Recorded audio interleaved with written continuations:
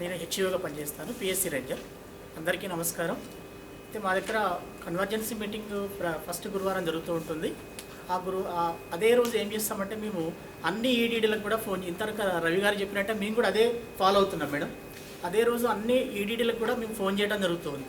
ప్రతి ఒక్క ఈడీడీ యొక్క ఇన్ఫర్మేషన్ కూడా తీసుకోవడం జరుగుతుంది.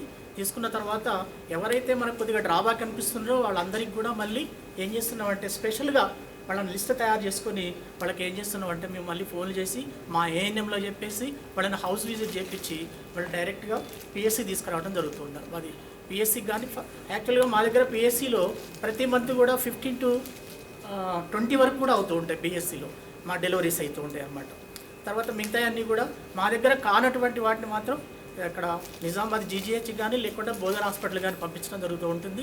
ప్రతి కేసు అమ్మటి కూడా కంపల్సరీగా మా దగ్గర ఏముంటుందంటే ఆశా కానీ లేకుంటే మా ఏఎన్ఎం కానీ కంపల్సరీగా వెళ్ళటం జరుగుతూ ఉంటుంది.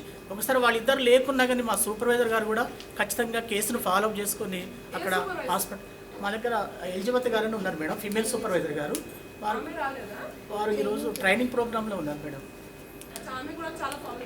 చాలా ఫాలో చేస్తుంది మేడం. ఏదైనా కేసు ప్రాబ్లం ఉన్నదంటే ఖచ్చితంగా ఆమె అటెండ్ అవుతారు మేడం.